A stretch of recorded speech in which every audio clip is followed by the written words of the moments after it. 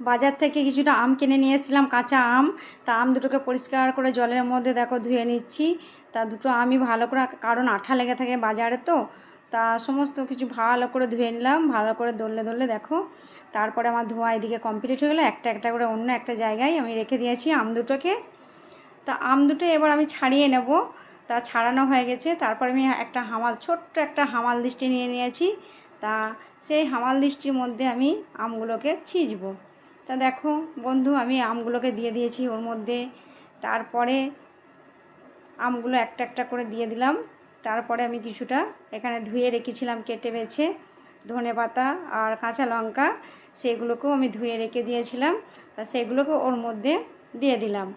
তা ওর মধ্যে দেওয়ার পর আবার কাঁচা লঙ্কাটাও দিয়ে দিলাম, 3টে কাঁচা লঙ্কা দিয়েছি। আর এখানে কিছুটা শুকনো লঙ্কাও অ্যাড করবো, গুঁড়ো লঙ্কাটা।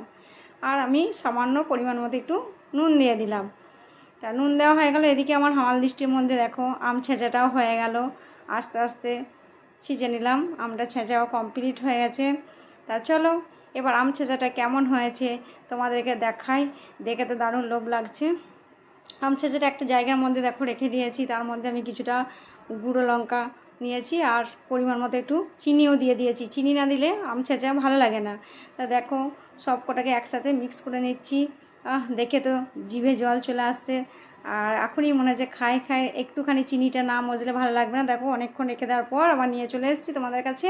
তা আমার আম ছেঁচাটা আজকে কেমন হয়েছে একটু কমেন্টে জানাবে। দারুণ হয়েছে, দেখে তো মনে হচ্ছে লোভনীয়। আম ছেঁচা সবারই প্রিয়, আমারও প্রিয়, খুব ভালো লাগে খেতে।